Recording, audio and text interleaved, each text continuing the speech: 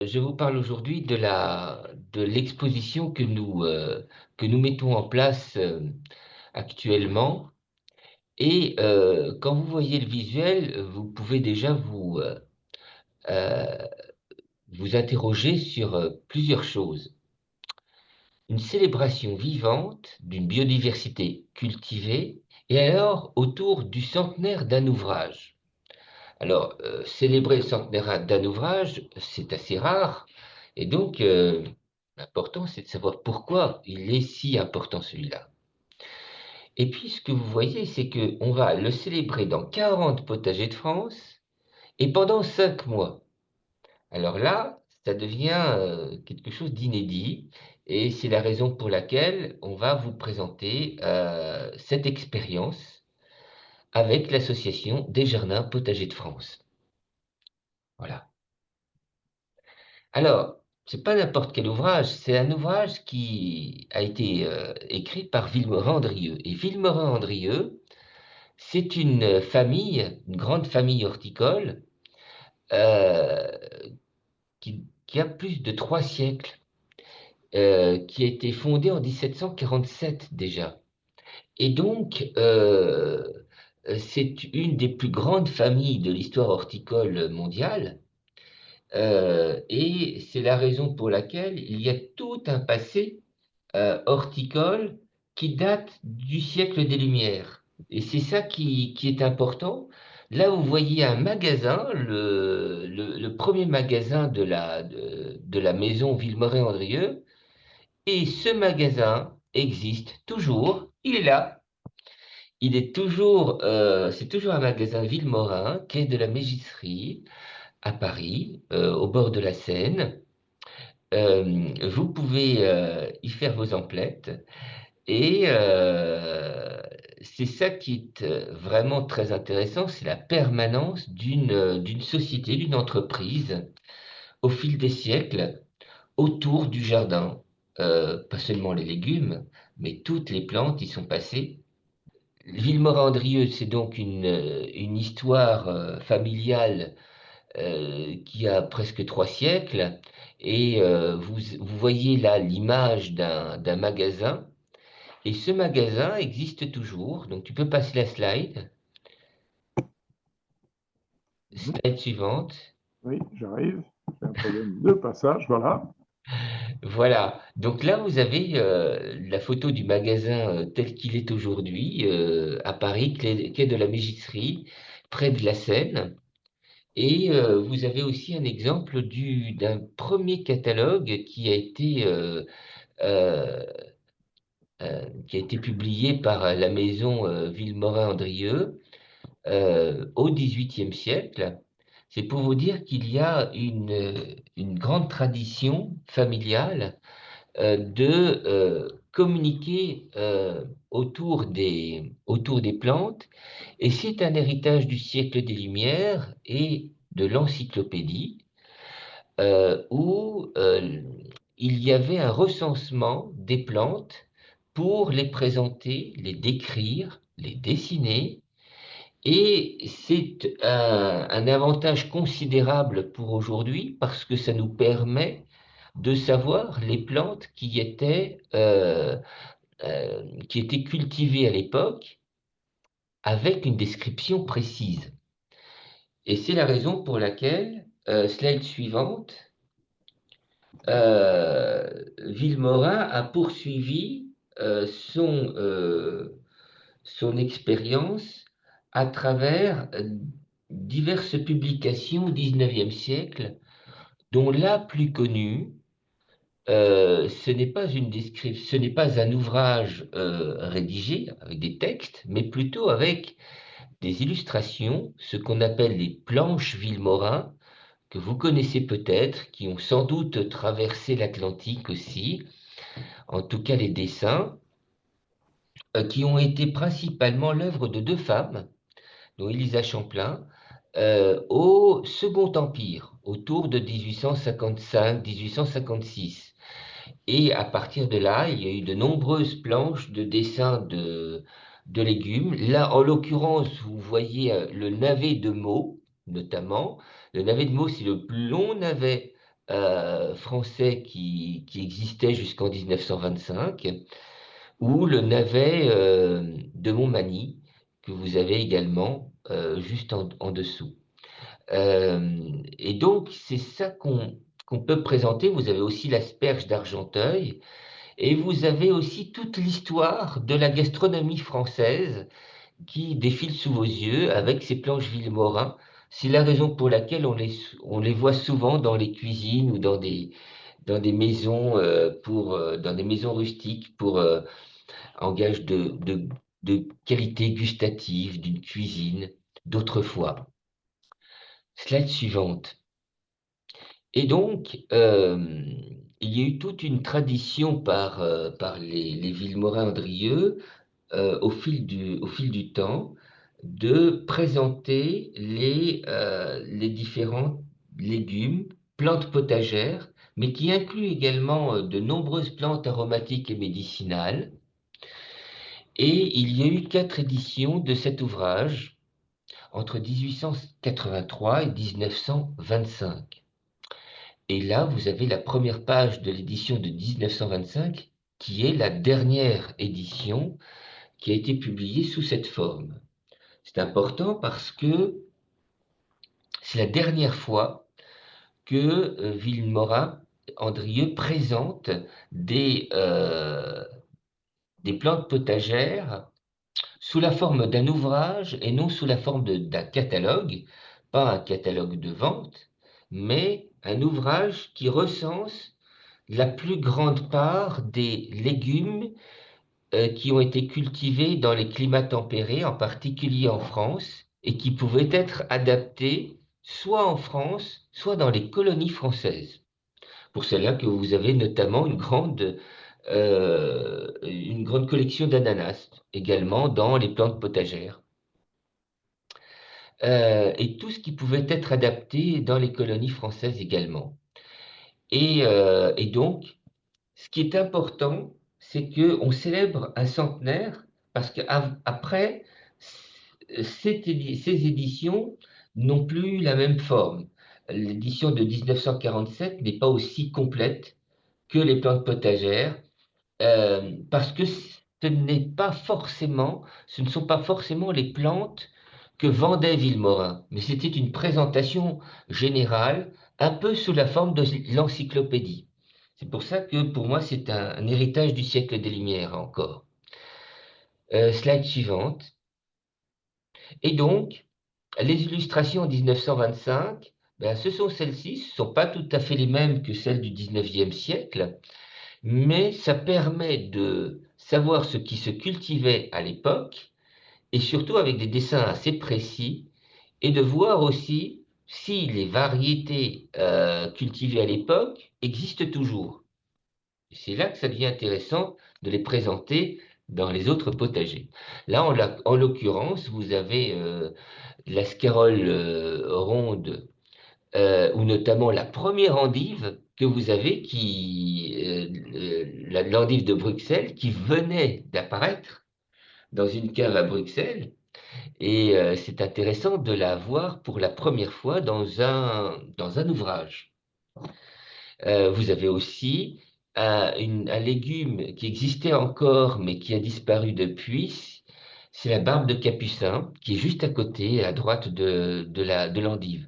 Disparu pas tout à fait, mais on en cultive beaucoup moins. Et ça, c'est la grande famille des chicorées. Slide suivante. Voilà, et donc l'ouvrage a été mis en ligne, et ça c'est un grand cadeau fait par la Société nationale d'horticulture de France. Elle a été mise en ligne en décembre 2024 quand je leur ai proposé de participer à l'exposition. Eh bien, il se trouve que la SNHF possédait dans son immense collection d'ouvrages un exemplaire avec des illustrations couleurs. Et donc, elle a pu mettre en ligne. J'aimerais beaucoup vous montrer cette mise en ligne si j'y arrivais. Est-ce que je peux y arriver? Non, ça ne marchera pas. Ça ne Non, marchera pas. non, Bon, tel que c'est le c'est site rentré, ça ne marchera pas. Non. hortalia.org. Oui. Bon, je vais On donnera la éviter. référence, on enverra la référence à tout le monde. Voilà, là vous avez la bibliothèque numérique, vous avez le lien vers... non, slide précédente. Voilà, vous avez là le lien vers lequel vous pouvez aller pour la bibliothèque hortalia.org et vous avez le numéro... quand vous tapez Villemorin, vous accédez directement sur l'ouvrage de 1925. Et donc, vous pourrez consulter exactement toutes les variétés, donc 1056 variétés décrites et plus de 2000 nommées, et 190 espèces. Donc en français, mais ça vous permet de voir toutes les planches aussi, d'accéder à toutes les planches en ligne gratuitement. Donc c'est vraiment un cadeau de la SNHF. Et ça vous permet de savoir si oui ou non vous avez ces variétés dans votre collection. Slide suivante. Donc, voilà, qu'est-ce que vous avez dans cet ouvrage? Vous avez donc 190 espèces, 1056 variétés, mais pas seulement. Vous avez tous les synonymes et tous les noms étrangers. Vous pouviez avoir jusqu'à 12 synonymes par variété. C'était considérable et ça devenait compliqué même d'avoir une référence fiable. Et c'est la raison pour laquelle l'ouvrage a disparu et ça s'est transformé en catalogue pour mieux standardiser et mieux décrire les variétés qu'il y avait dans l'ouvrage. L'importance aussi, c'est d'avoir une description homogène. Donc, chaque variété avait à peu près la même description, énormément de dessins, donc soit des planches couleurs, soit des planches noir et blanc, beaucoup de noir et blanc, et beaucoup d'informations sur les modes de culture, sur l'utilisation culinaire, et c'est très riche d'informations, y compris les premières descriptions, les premières utilisations d'engrais chimiques également, qui faisaient son apparition. Et euh, dans la dernière édition, beaucoup de traitements sur les maladies, beaucoup d'informations sur les maladies. Là, je vous donne un exemple, le poids Michaud ordinaire. C'est intéressant parce que donc il y a en l'occurrence trois synonymes et c'est aussi parmi les synonymes, c'est le petit pois de Paris. Mais au lieu de l'appeler petit pois de Paris, on l'appelle Michaud ordinaire du nom d'un patronyme, donc sans doute un obtenteur qui avait obtenu cette variété, peut-être à Paris, mais on a aussi le pois Michaud de Hollande également, qui n'est pas exactement le même. Et vous avez aussi des noms étrangers. Et là, vous voyez en allemand le Hohe Pariser Weissefrühe Ersle. Et là, il fait référence au petit pois de Paris et non pas au pois Michaud. Et là, vous avez toute la description du pois Michaud ordinaire en dessous.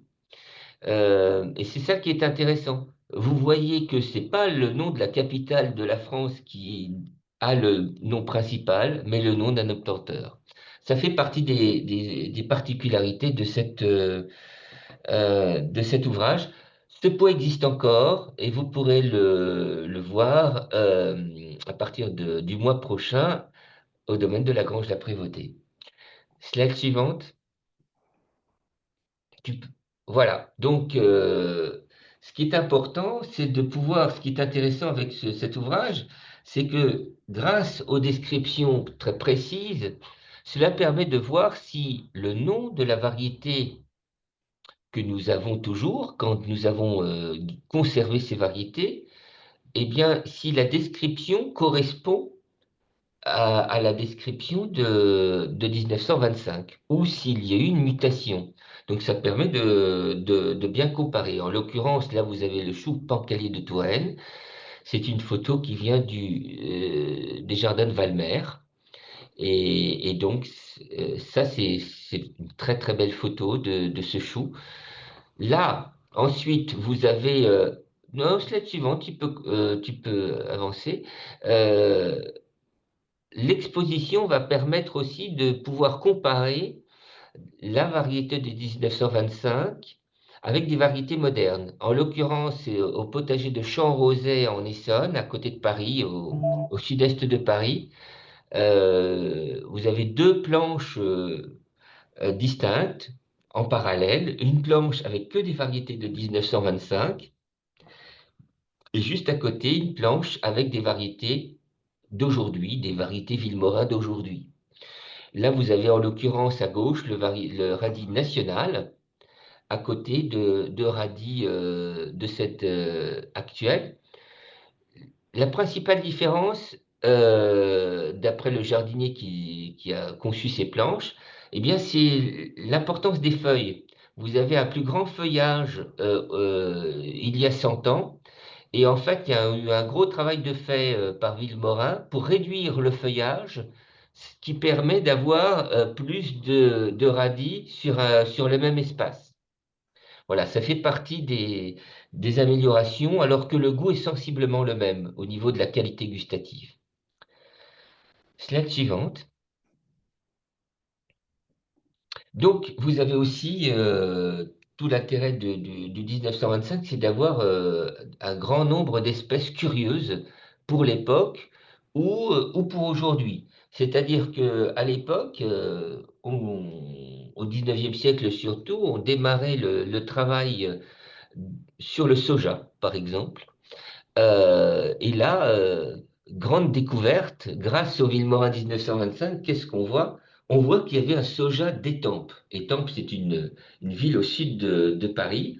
C'était un bassin maraîcher assez important où plusieurs variétés ont été créées là-bas, dont le potiron rouge vif d'Étampes est le plus connu. Et là, un horticulteur de la Société d'horticulture d'Étampes avait obtenu un soja qui ressemble beaucoup au soja jaune de Chine, mais qu'il avait nommé comme étant un soja d'étampes. Certains obtenteurs mettaient beaucoup de temps à travailler à obtenir de nouvelles variétés. Et donc, vous avez toutes les plantes au 19e siècle qui étaient testées dans certains jardins pour voir si elles étaient adaptées à, à l'agriculture nationale pour l'améliorer. Parce qu'il y a une grande compétition, surtout sur le soja, avec l'Empire austro-hongrois notamment, pour améliorer l'agriculture et la maintenir au meilleur niveau. Et donc, il y a plein de plantes curieuses que vous pourrez voir dans les jardins potagers grâce à l'exposition. Tu peux, slide suivante. Donc voilà, et aussi l'autre enjeu, c'est l'enjeu gastronomique et nutritionnel. Notamment, là, je montre une illustration de variétés de légumes divers. On a tendance à les oublier et pourtant, ils ont tout leur intérêt aujourd'hui pour essayer de se rattacher à la saisonnalité des plantes potagères et notamment les radis d'hiver qui ont plein de vertus gustatives et nutritionnelles qu'il est intéressant de retrouver, de même que le salsifis ou la scorsonère, écorce noire en italien, que nous allons cultiver dans de nombreux potagers et vous allez voir pourquoi. Donc, slide suivante. Donc, notamment, donc évidemment au potager du domaine de la Grange La Prévôté à Savigny-de-Temple, c'est là où j'officie actuellement. Donc, c'est un potager au sud-est de Paris, là aussi, à 35 km entre Corbeil et Essonne, et entre Corbeil et Melun. Donc, il a été créé au XVIIIe siècle. Il a réouvert en 2006 et il possède une collection de plus d'une centaine de légumes et d'une soixantaine d'arbres fruitiers, dont des arbres en espalier, dont deux amis du potager du roi nous ont permis de les restructurer cette année. Donc, c'est une occasion de saluer ce travail entamé par Michel et que vous pourrez voir la restructuration de ces arbres au potager du domaine. Slide suivante. Donc voilà, on restructure les planches par variété, on reforme les arbres en forme jardinée, on rénove toutes les parcelles de plantes aromatiques et médicinales, et on réoriente le programme sur les obtenteurs et les introducteurs d'espèces en Île-de-France, parce qu'il y a toute une histoire à raconter autour de ces familles, pas seulement les Villemorins-Andrieux. Slide suivante. Et là, donc, on va parler des potagers participants. Vous voyez la carte de France avec les différents potagers qui participent. Donc, une grande moitié nord, comme vous le voyez, plutôt vers l'ouest. Évidemment, beaucoup sur les châteaux de la Loire, l'Île-de-France, la Normandie. Et puis l'ouest, bien sûr, avec de magnifiques potagers. Donc le temps était compté pour pouvoir vous présenter de magnifiques photos de tous ces potagers. Vous avez quelques-uns des plus grands potagers de France qui participent. Le potager du Roi, le Villandry, le Château Colbert, Valmer, et plein de potagers que vous découvrirez qui méritent vraiment le détour. C'est pour cela qu'on va initier un parcours de visite. Vous avez Montigny en Bourgogne, vous avez Chambray, qui est un lycée horticole en Normandie, et tous vraiment méritent le détour, avec un très bon travail de fait dans chacun de ces potagers. Euh, Ça permet aussi de tester les variétés avec quelques-uns des meilleurs jardiniers de France. Et donc de voir à la fin, à l'évaluation, de voir quelles sont les variétés qui les ont intéressés ou pas. Et on va parler et de comparer entre les régions. Et donc on va parler des règles. Donc slide suivante. Voilà, on a eu des règles communes à tous les participants. La première, c'était être adhérent à Potager de France.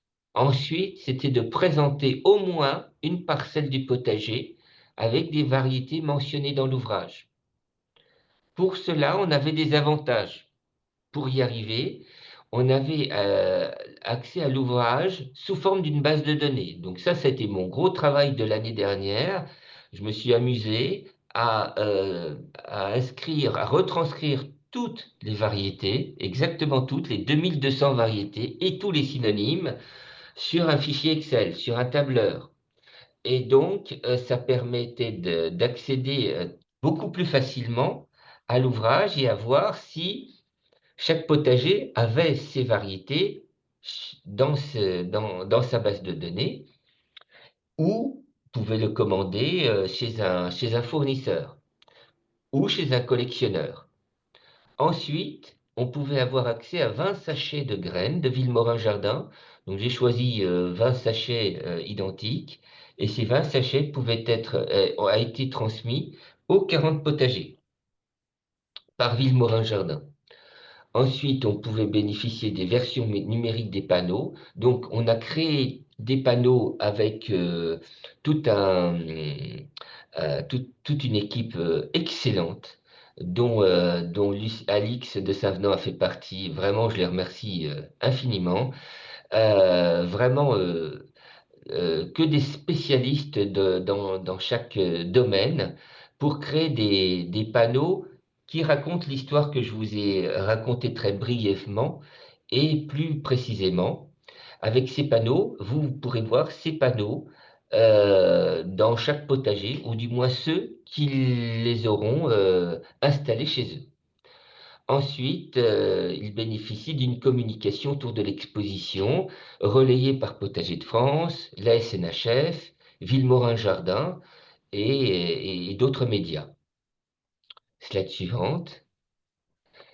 Et également, donc, avec le site de Potager de France, vous allez pouvoir avoir accès à l'organisation des ateliers qui seront organisés dans chaque potager.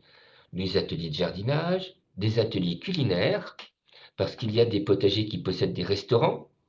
À Montigny, vous possédez des coffrets fraîcheurs. Euh, et puis également des arts plastiques. Notamment, vous avez une membre du conseil d'administration de la SNHF qui est Elisabeth Vitou, qui est artiste et qui a commencé à faire des ateliers de dessin autour des plantes potagères à la manière d'Élisa Champlain au XIXe siècle. Et donc, ça sera passionnant de voir quel potager, quelle animation a été faite dans chaque potager. Donc, vous le verrez, vous le découvrirez dans différentes, notamment sur le site de Potager de France. Slide suivante. Voilà, donc vous avez les participants à la rédaction des panneaux et du catalogue. Donc, Potager de France, la SNHF, le GEVES, qui est un organisme scientifique qui conserve de très nombreuses collections de plantes potagères. Donc, Espaces naturels régionaux des Hauts-de-France, qui est très spécialisé dans les plantes potagères de la région nord, le château de Valmer, le potager du roi, le potager extraordinaire en Vendée, que je vous recommande vivement de visiter. Il mérite vraiment son nom. Et le groupement des agriculteurs biologiques d'Île-de-France. Voilà. Donc, slide suivante. Parce que je me permets de terminer pour vous présenter le catalogue qui va paraître le 6 juin prochain, qui vient tout juste d'être terminé hier et qui va être imprimé maintenant. Donc, que vous pourrez voir, que vous pourrez avoir auprès des participants dans leur boutique ou sur les boutiques en ligne. Donc, on a déjà l'accord de Vilmorin Jardin et du Potager Extraordinaire, peut-être aussi du domaine de Valmer, euh, que vous pourrez commander au prix de 8 euros. Et là, vous aurez les panneaux, mais beaucoup plus d'explications dans ce catalogue, avec de très belles photos des potagers participants. Voilà, je vous remercie beaucoup. Merci, merci Gilles, merci, merci. So, est-ce qu'il y a des questions?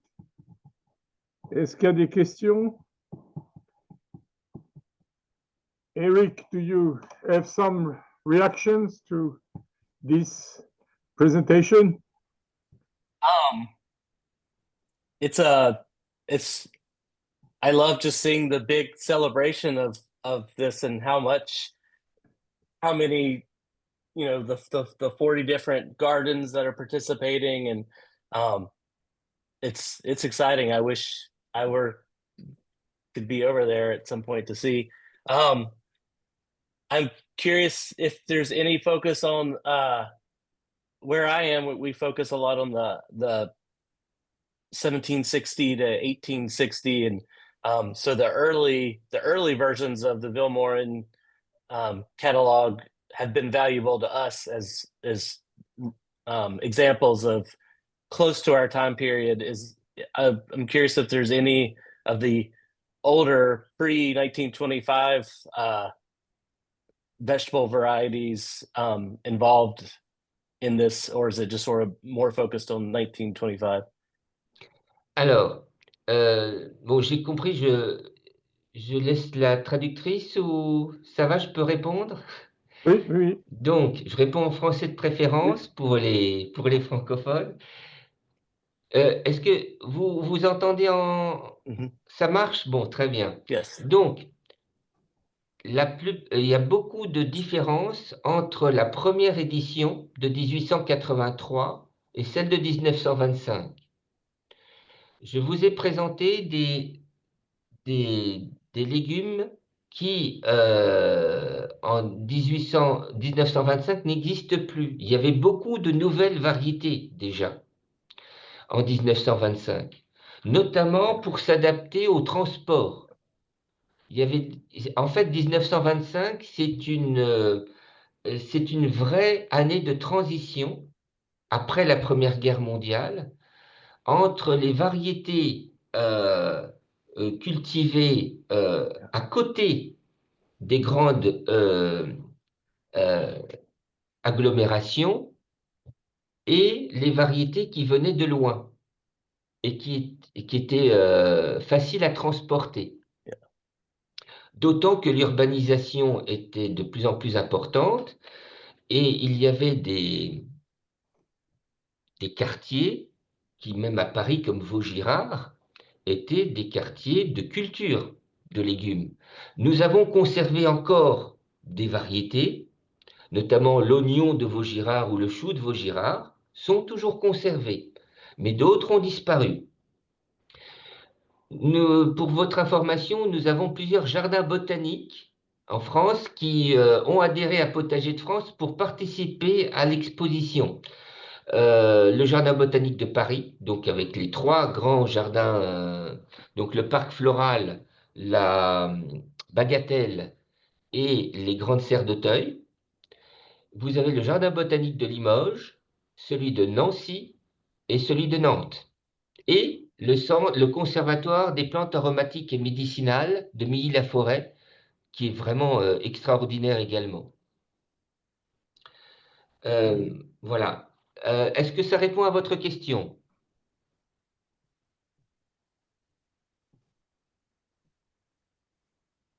Eric Jackson. Yes, I think you did. I was just curious because it is such a change from the 1883 to 1925 was a big cultural change, and that's enlightening to hear about the transportation and um and I guess there was a lot of understanding even about the how to breed vegetables, so there was probably a lot of Oui. advances in vegetable varieties between En that fait, time. il y a eu beaucoup de travail aussi fait sur les maladies. Et donc, on a commencé à retirer certaines variétés qui étaient Mm, plus sensibles à certaines maladies. Et il y a eu un gros travail de fait. On a aussi fait beaucoup de travaux sur comment dire, le travail sur les engrais et les traitements également. mm. On n'hésitait pas avec les traitements chimiques. Et ça, c'était une nouveauté également. Euh, le transport et l'urbanisation, vraiment, qui étaient importants. Et on apportait de plus en plus de variétés d'autres pays également. De plus en plus, on avait déjà des noms anglophones, germaniques, russes, italiens, etc. Mm.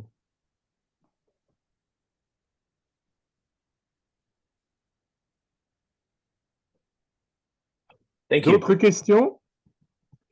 D'autres questions?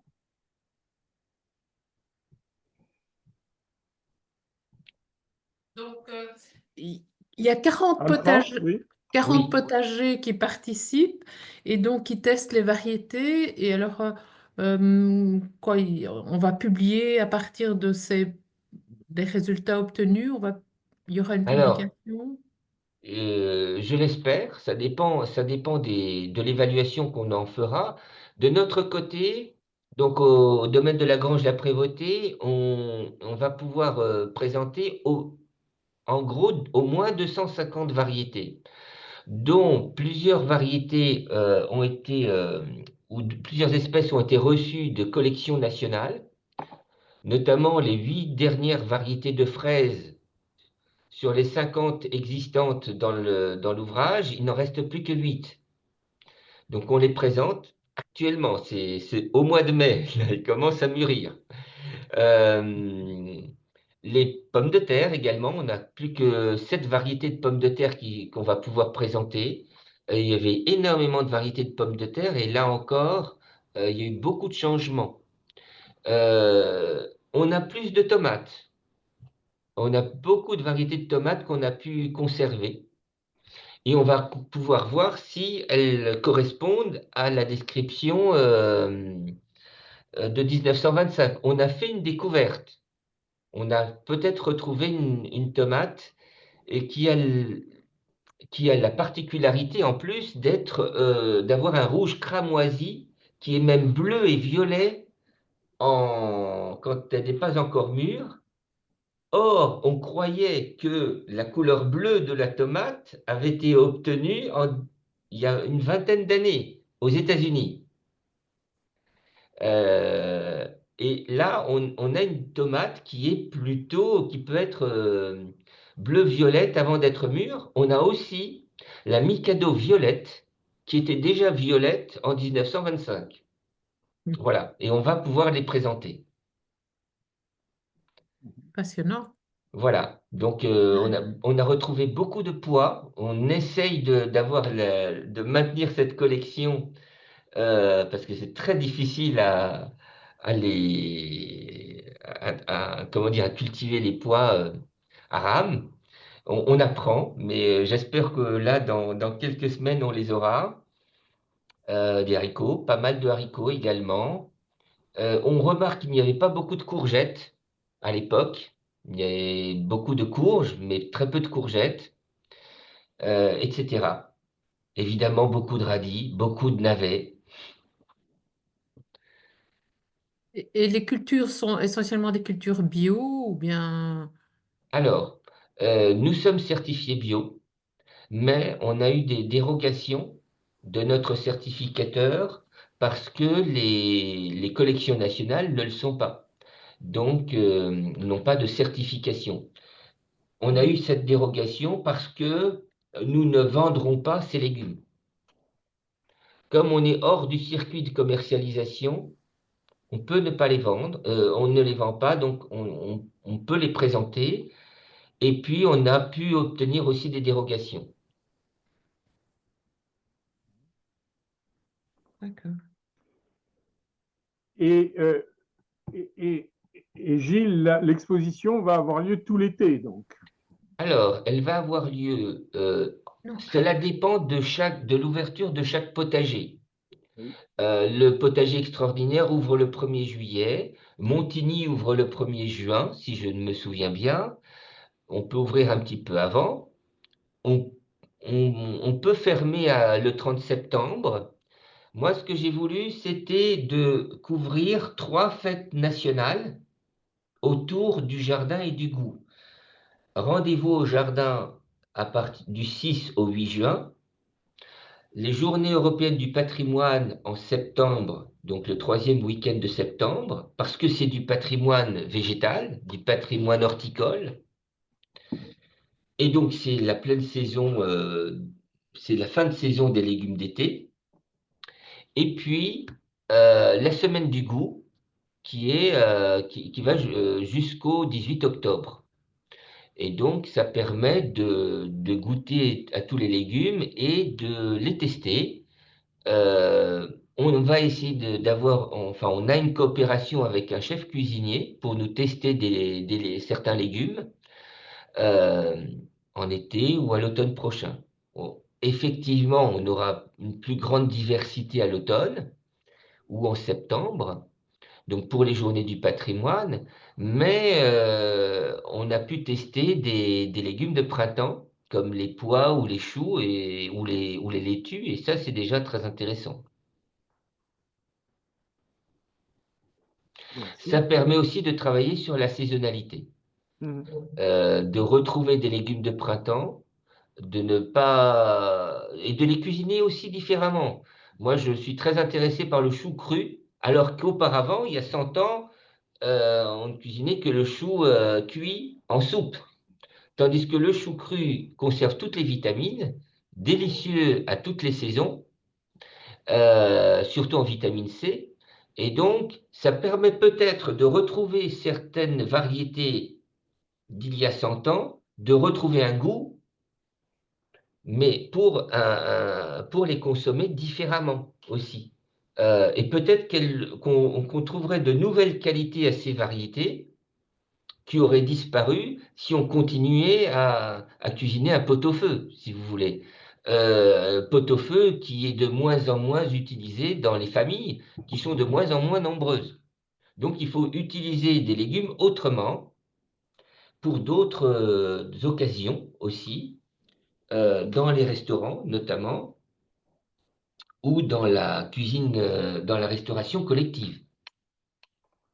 Il y a quelqu'un qui demande comment on peut obtenir la liste des potagers. Alors, vous l'aurez sur le site de Potager de France. Oui. J'ai pas mis le site de Potager de France d'ailleurs, www.potager-2-france.fr. Vous l'aurez aussi sur le site de la SNHF. Et évidemment, quand vous irez dans un potager, vous les trouverez également sur le catalogue, bien sûr. Voilà. Donc, bon, beaucoup de potagers, je vous dis, dans le centre-ouest, mais vous avez le château de Vivaine dans le Béarn, le château de Vesserlin, les jardins de Vesserlin en Alsace, qui sont magnifiques.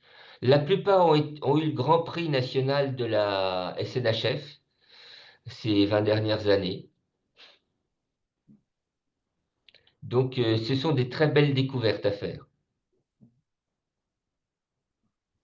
Non, mais ça, c'est l'idée, là, c'est de préparer des visites pour l'été. Voilà, c'est ça. En Bretagne, vous avez Quelqu'un, deux très beaux jardins en Bretagne, voilà, avec des chambres d'hôtes pour certains aussi. Voilà. super. D'autres questions? Ah, d'autres questions, Agile?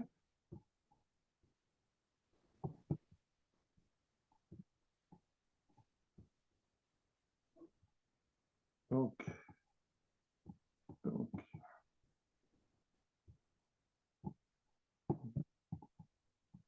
et comment est venue cette idée comment t'es venue cette idée de faire cette exposition?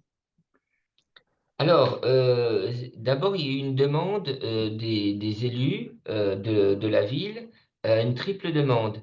Déjà, travailler sur les variétés anciennes, ensuite, restructurer le potager, l'embellir également, euh, et puis vous trouver un nouvel axe de visite, faire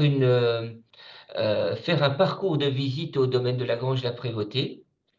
Et donc, quand on parle de variétés anciennes, la référence, pour nous, c'était le Villemorin 1925. C'était là où on récupérait la plupart des variétés. Parce que c'est la dernière édition, donc c'est là où on est à peu près sûr d'avoir le plus de variétés encore existantes. Et donc, comme j'avais le guide, pour moi, 1925, c'était intéressant de célébrer un centenaire. Et ensuite, dans Potager de France, je me suis dit, mais on va pas le faire forcément uniquement au domaine de la Grange, on peut le faire à plusieurs, on peut proposer l'idée aux autres potagers, ce qui permettra aussi de tester ces variétés par d'autres jardiniers, souvent bien meilleurs, pour voir la qualité de quel est l'intérêt qu'ils portent à telle ou telle espèce ou variété, si ça les intéresse, et ça les a intéressés, et aussi parfois pour les comparer à des variétés actuelles. Ça permet d'avoir un test grandeur nature. Et ça permet aussi d'avoir de nombreux médias intéressés et aussi Villemorin Jardin comme partenaire. Mais ça, c'est aussi un des premiers résultats qu'on a obtenus. Donc, c'est beaucoup de résultats. C'est peu d'objectifs, mais beaucoup de résultats, petit à petit, et dès l'élaboration du projet. C'est ça qui était intéressant.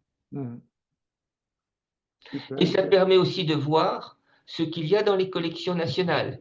Là, au GEVES notamment, ils vont recruter une stagiaire pour travailler sur toutes les variétés qu'ils ont en collection en référence à l'ouvrage. Donc, j'espère qu'on va aboutir à la fin de l'année à un recensement assez complet de ce qui existe encore. Et surtout, de voir si les variétés sont toujours les mêmes. On a déjà une différence entre la fraise Madame Moutot de la collection nationale et celle qui est commercialisée encore.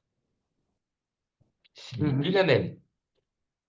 Donc, on peut retrouver la variété de la collection nationale, la multiplier pour retrouver la variété d'origine. Voilà. D'autres questions? Il y avait une demande sur est-ce qu'il y a de certains de ces potagers qui ont aussi des petits fruits? Ah C'est une oui. question. Oui. Alors, il y a des petits fruits. Il y a des petits fruits dans tous les potagers. Tous les potagers. Mais par contre, ce ne sont pas des plantes potagères. Mhm. Les fraises sont considérées comme des plantes potagères, mais pas les groseilles ou les framboises.